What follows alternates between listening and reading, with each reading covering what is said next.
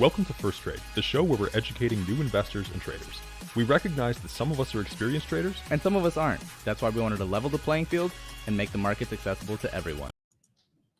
What's going on, everyone, and welcome to First Trade, episode number 12. Wow, 12 episodes in, we have made it quite far, honestly. Times are moving fast. We only do one show a week, and the weeks are flying by. 12 weeks. Wow. Michael, let me bring on my co-host, Michael, who is currently destroying a bang. Dude, my voice has been so dry all day today. It's been just back to back. And what happened to our intro too? Yeah, I know you said it wasn't perfect, but it just stopped. Yeah, because the ending wasn't perfect, so I just cut it off. I thought we've had that done for 6 months now, but it just wasn't perfect. Yeah. So bear with us. We're used to doing this stuff pre-recorded. And this is our only second live episode. And we just decided this is a better format. Why not? There are going to be some hiccups, but this way we get your interaction. We can answer your questions real time. You guys have been asking for it for a while, so I love it, man. I like being live. It's way more fun. Yeah. I enjoy it too. And you know what, Kat? Thank you. Appreciate it. People, listen to Kat. Smash the like. It helps us out. Michael, we have a pretty interesting episode. I'm excited to get into it. I think we're gonna have a lot of fun today. I'm excited, man. This is gonna be a real derby. I'm excited. Should be fun.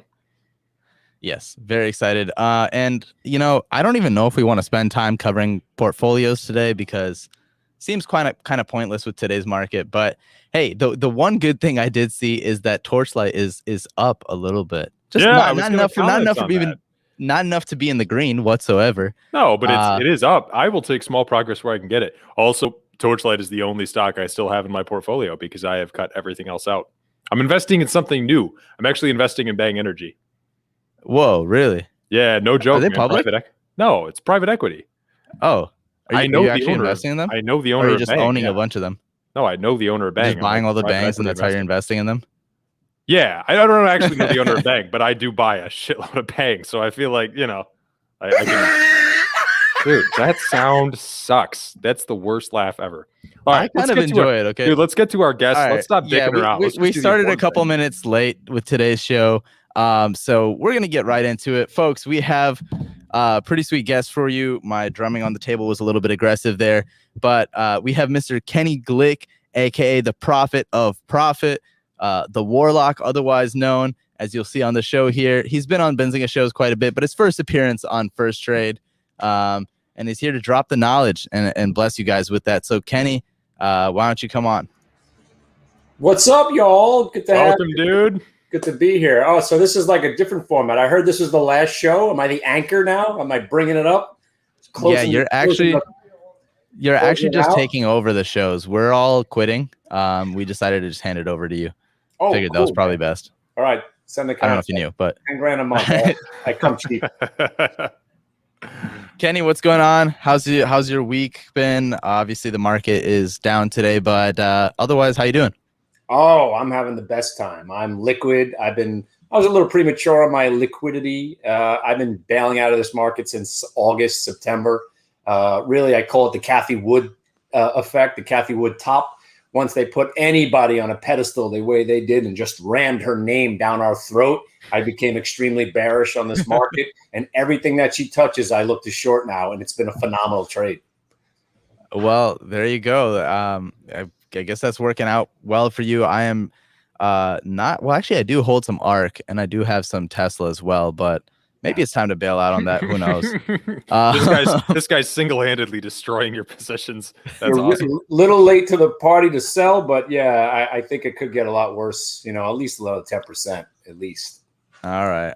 I'm not in anything like a crazy amount, so I'm not super worried. But Kenny, there is obviously I would love to hear some background about you for the folks in the chat who are watching who might not know. So I'd love for you to just tell us a little bit more about yourself and who you are.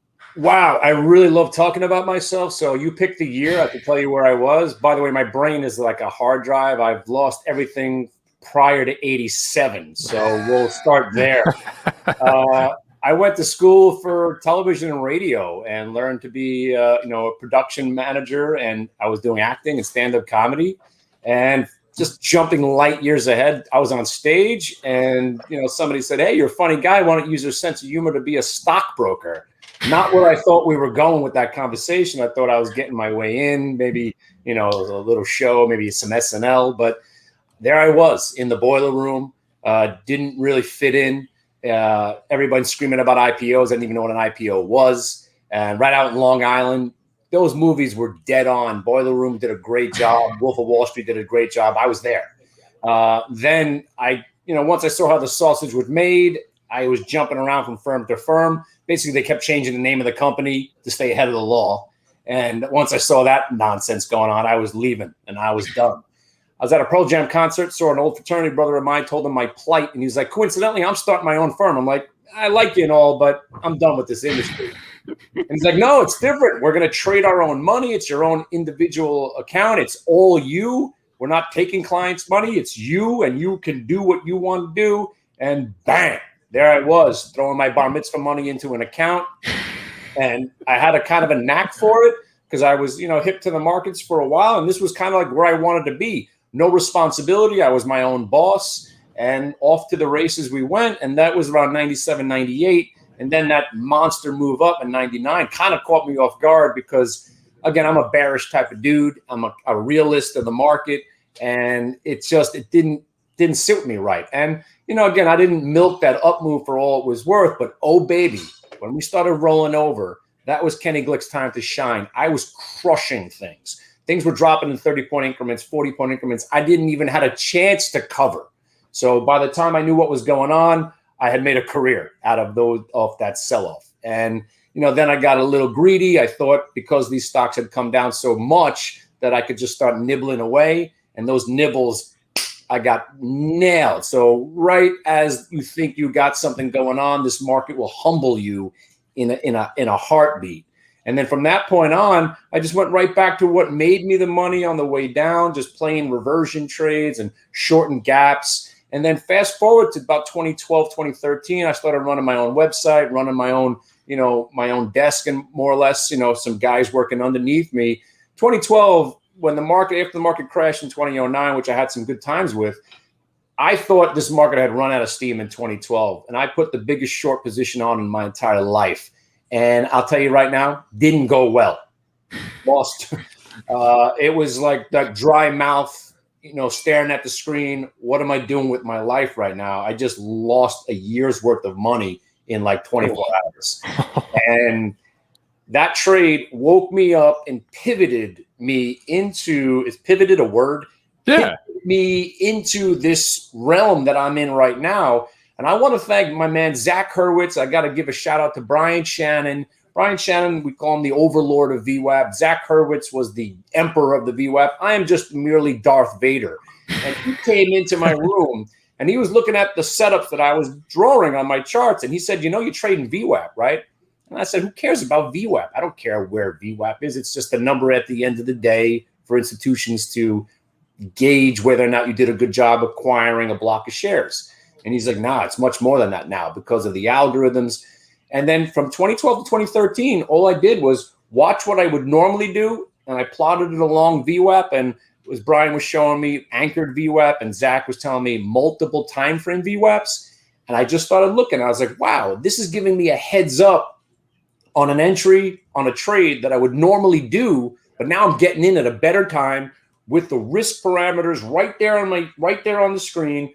Your entry's there. Here's my risk and there's my reward.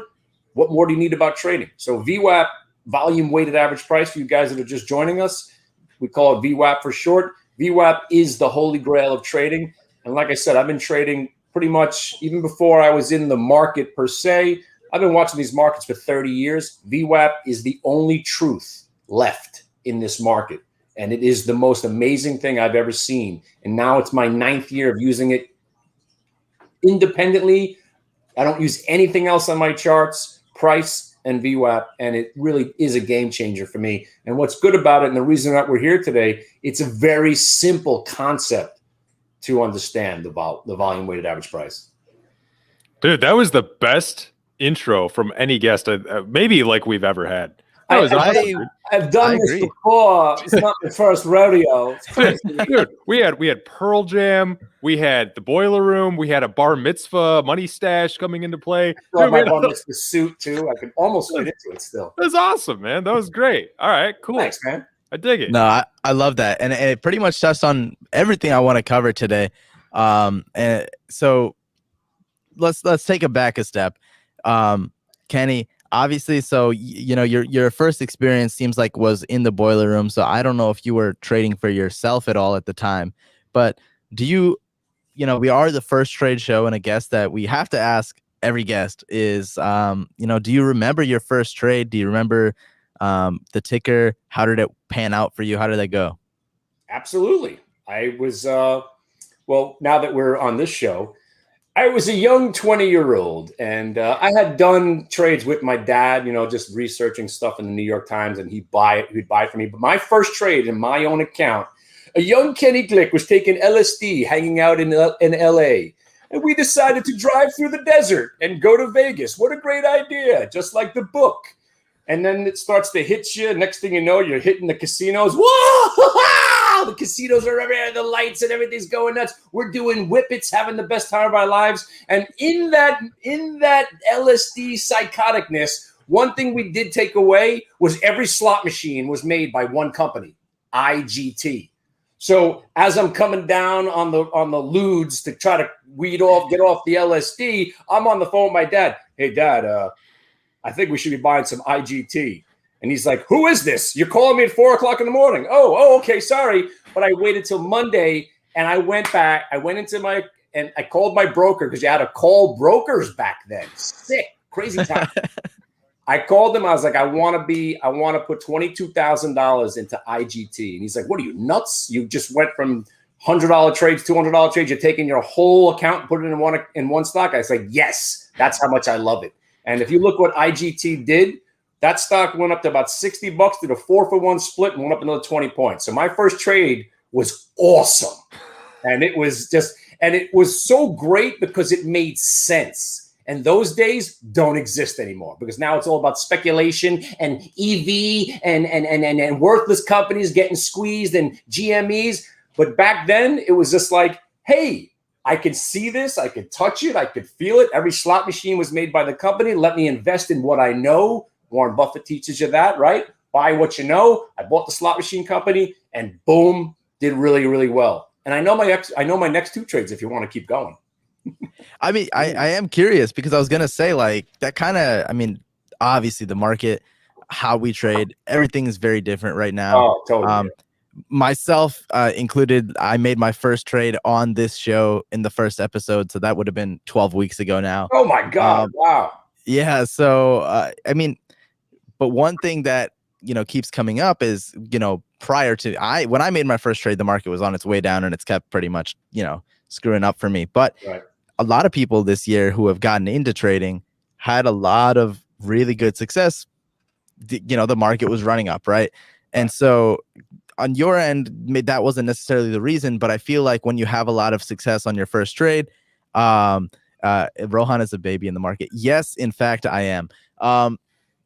When you have your first trade and it does so well, I feel like it kind of gives you a certain level of confidence. And at some point you're going to have to be humbled, right? So, I mean, I am curious, how did those next two trades go for you? Well, I'm old. I might not look it, but I'm 50. So this is when we were starting to get home computing. This is back in the day of dial-up internet, AOL discs. You probably don't even know what the hell I'm talking about right now.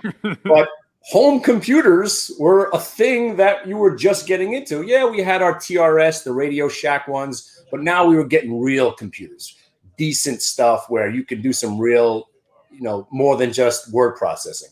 So I was getting a computer built, and the guy put a list together of stuff that was going to go into the computer, your motherboard and blah, blah, blah, and all that. And one thing was called a SCSI drive. Guys don't know what it is now because it doesn't exist. But I was like, what the hell is a SCSI drive? Because I'm a child. It made me laugh. SCSI, what the hell is this? So he's like, oh, that's the piece that makes the motherboard interact with the hard drive, and everything comes together through the SCSI. So I was like, oh, that's interesting. Who makes it? He said a company called Adaptec. Doesn't even exist anymore. It's a new symbol, ADPT. So he told me that I was like, so every computer that's built has to have a SCSI drive, and only one computer, one company makes it. How you doing? I want 500 shares of Adaptec right now. That was $17. Went to $100.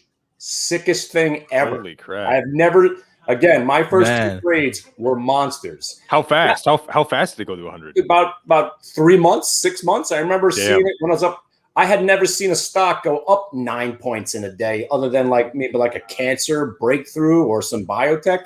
This thing was going nuts, and that was right before the whole .com started taking off. This was prior to .com, and then after that, the joke is I bought Potash of Saskatchewan. Anybody don't want to know why? Why do you think I bought Potash of Saskatchewan? It wasn't about the fertilizer, my friends. I thought the symbol was funny. It was pot. I'm in. I can do no wrong. I got IGT. I got Adaptec. Let's buy pot because the symbol makes us laugh, and I like to smoke weed. Guess what? Stock did well. So my first 3 trades were actually my first 3 trades were actually pretty damn good.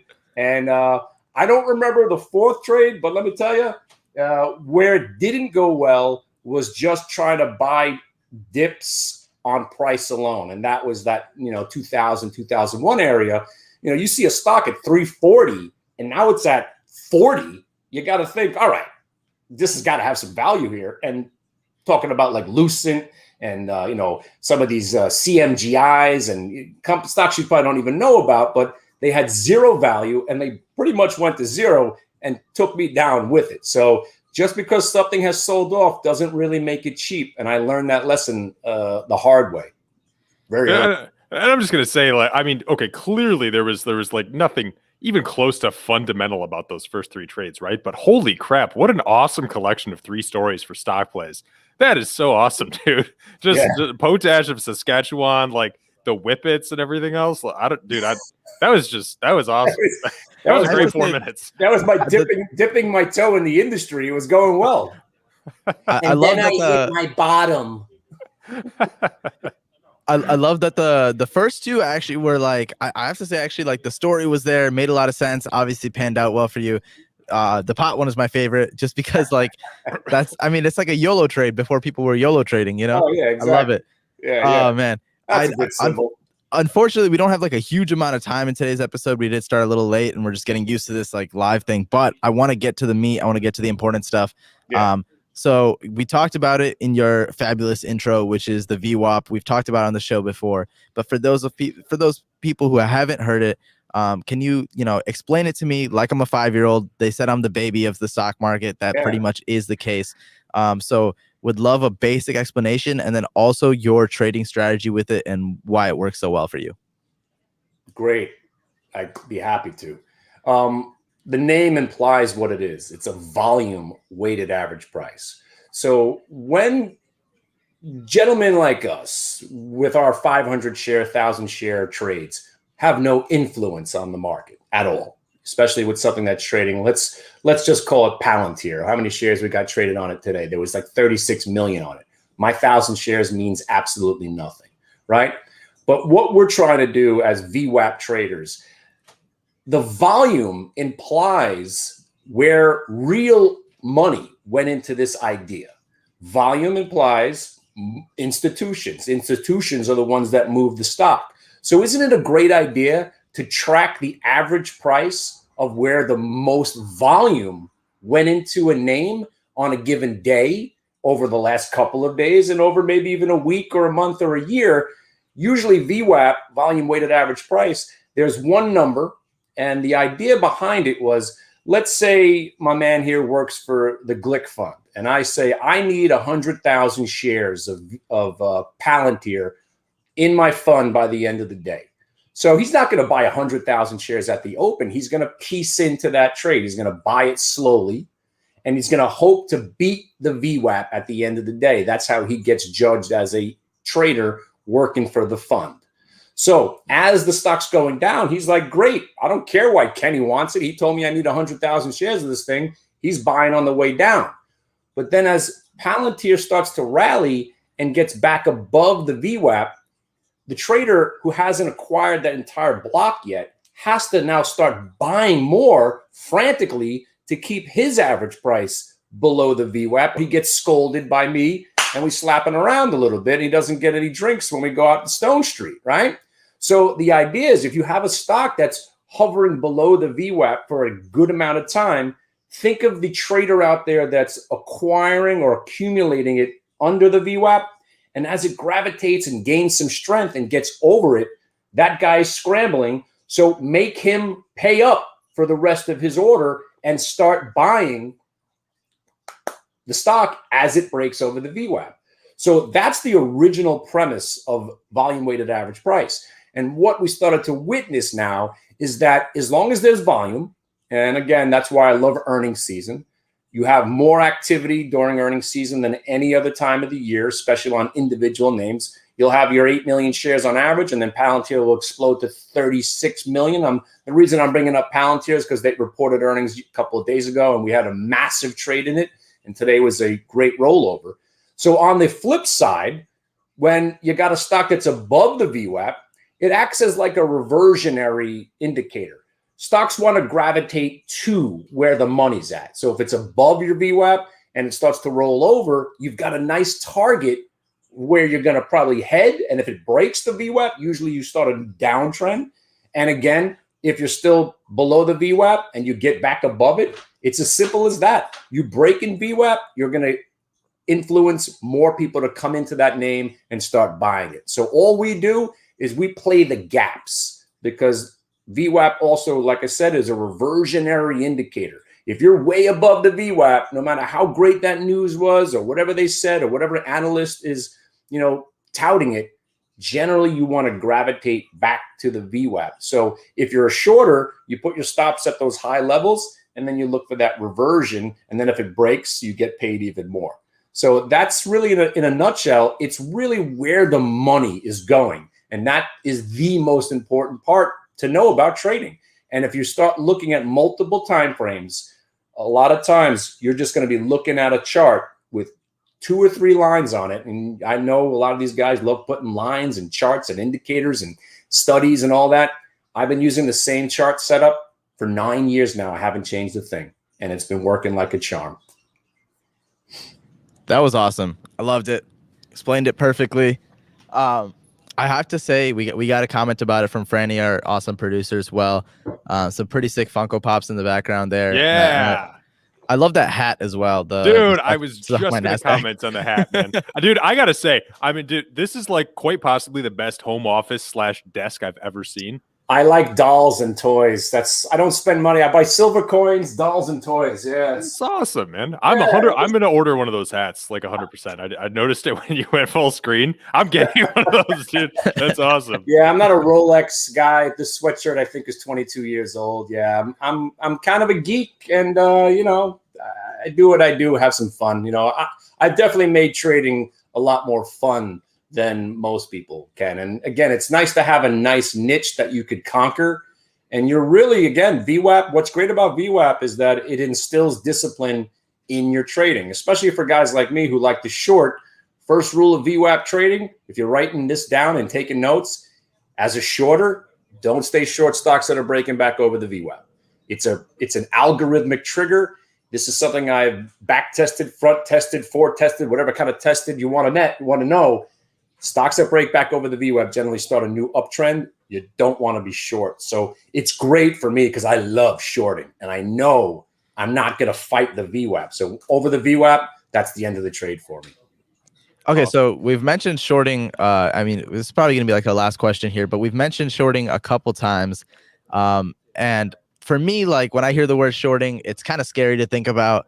From what I know about it, obviously there's a lot of risk involved if you don't know what you're doing.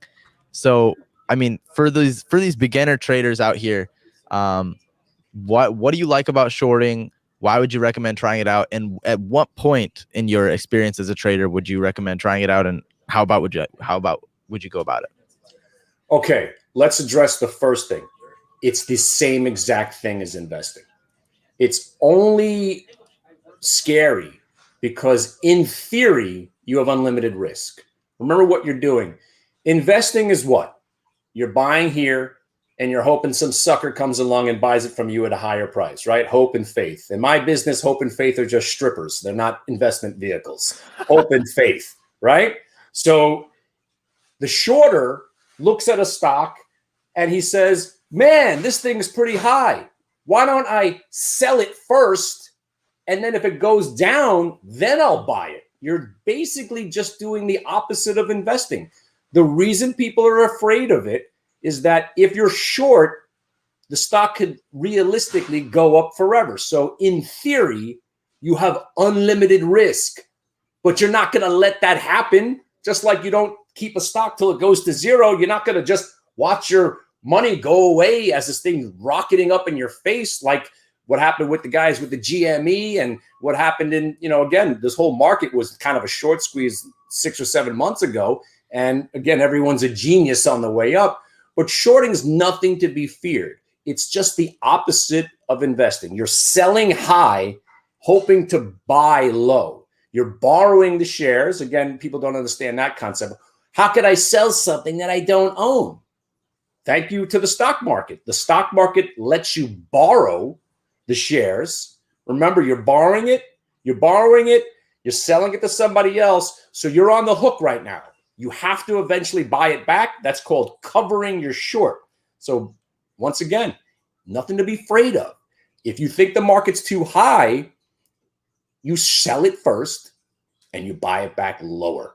Just like Palantir today, just like anything Cathie Wood's involved in, they're all shorts right now. And if you don't know how to short, you're missing out about 65% of what goes on in trading, because the essence of the market going up is a combination of short covering, guys like us who are shorting it. We have to eventually buy it back. And then you got the people that are dollar cost averaging their awful stock that's been going down. They start buying. So you get twice as much buying. And then like the GameStop moment, sometimes there's just not a lot of stock out there and the shorters are on the wrong side of the trade and they have to scramble and buy it back at higher and higher levels. And you could get hurt, but have your stops on. It's the same concept. Don't let it get out of hand. And of course, with the VWAP, don't let it break the VWAP without getting out. And that's why VWAP is the most important thing I've ever seen in my trading career. And this is going on 30 years. Good. Once again, such a awesome explanation of that. And okay, that makes a lot of sense, right? Like you have potentially unlimited risk, but I mean, simply adding a couple stops to it, kind of mitigates that. Right. And appreciate that. And definitely someone said drop some likes, people. I think both of those answers deserve some likes for Kenny. So please drop a like, show your support, because this has been such a fun episode. I know we had a couple people asking for examples of how you use the VWAP and setting it up. Unfortunately, I mean, actually, you know what? Let's do it. Let's do it real quick. And then maybe we'll have to have you come back on at some point and do it a little bit more in depth. All right, let me see if I can do this. Let me just grab a screen share. We might not be able to do this on the fly because I didn't have it set up. So, hey, why don't All good. Yeah, why don't we do this? Let's do this again. I will show my screen share. But if you guys want to do it, I don't want, again, I didn't come here to plug who I am. But if you Google me, I do a webinar every day from 8:30 to 11:30. And all I do is crunch charts. And then I come back at 1 to 2. I crunch charts. And then I nap most of the rest of the day because I'm old. So, if you guys Google me, whatever, The Warlock at hitthebid.com. That's my website. If you guys want to hang out, I'm the only one that has a business plan is what I do. You come to my website. I don't want your credit card. I don't want anything from you. I don't want any money. Come and hang out. See what I do. Spend a couple of weeks with me and my crew. If you like it, you join the cult. Nobody does what I do. That's how we run our business. You get to kick the tires. You get to beat the hell out of us for a little while, ask some questions, have some fun. And then a couple of weeks, if you decide, you know what, I want to hang out with this maniac and his friends, then you join the cult. And then we jump you in. You get a shock collar, because if you trade anything other than VWAP, they're laughing. I'll show you the collar. Hold on a second. Oh, no, I don't have it. I missed the prop. But, yeah, you get a little buzz to your neck. You do a non-VWAP trade. It's a little gentle, just a little. What are you doing? Yeah. And then within 6 months, you got to get a tattoo of my face on your back. So Love it. Love I'm it. in, dude. Yeah, All I right. mean, I'm coming to Sign hang up. out. That sounds awesome. Yeah. Folks, check out his webinar. Check him out on Twitter at Hit the Bid Radio, and we will absolutely have Kenny back on to run through some examples of how he I does love it. this. Thanks, man. Real quick, last thing. Yeah. Someone saying, Kenny, give them a tip, just the tip. Do you have any like quick, if you had to drop one little nugget of knowledge? You want an idea? The UVXY right now. Okay, the UVXY is the most busted, nastiest product ever built in the history of trading. And for the last 3 days, it's trending higher, which is a really, really bad omen for the market. I think we're going lower. Unless you see UVXY going down over the next couple of days, I want you to consider shorting this market, but I'm going to give you something to short the market where you could buy something to be short. It's known as the SQQQ. All right. It's the short QQQ. If this market is getting weaker, and it looks like it is going to, you don't have to short something. They have these inverse ETFs that you can buy. So as the market's going down, they'll increase in value because the market's going down. It's inverse ETF, SQQ right now. We're long right now, but we sold, again, we've won this trade already. We're down to our last 20%. But I think these QQQ has got another 15 or 16 points down, which the SQQ is not going to move that much. But your SQQ is going to probably get you to, maybe another $1.50, $2, which is about, 10 or 15% in the next couple of days. So watch out. This market is really, really ugly right now. We had the Kathy Wood top. We had the Jessica Alba top. By the way, Jessica Alba's IPO hasn't had a bid since it came out until today. Awful. Coinbase, everybody got just lit up on that one. That one finally caught a bid. This market is ready to roll over again. SQQ. I'm nervous, and I'm really nervous about this market right now. All right, All there right. we go. That was actually scared. that was super helpful. Definitely check out the SQQQ. Great way to get in if you're not, super experienced with this stuff or just want to short it, but in a simple way. I'm going to be checking that out. Kenny, thank you so much for coming on the show. Thanks for giving having us the knowledge. I learned a lot, and more importantly, I had a bunch of fun. Probably one of the more fun episodes I've had on First Trade. I'm sure Michael would say the same. Thanks. So appreciate you joining us. And folks, up next we have pre-market prep at the close. I'm sure they've already started along. So go ahead and hang out with that crew. Now those We'll see you guys know next what they're time. talking about. Dennis, Yeah. Joel Ikonen. I love this trade. Kenny, can you show me why we're short in the market right now? What's happening, Kenny? I thought you said the market never goes down. That's my Joel That's spot on, Ikonen dude. That was spot on. Oh man. All right, folks. I love it. Kenny, thanks for joining. Michael, thanks for hanging out. I'll see you in 30 seconds when you get out of that room. And folks, we will see you on the next episode of First Trade. Peace. Peace. See you later, guys.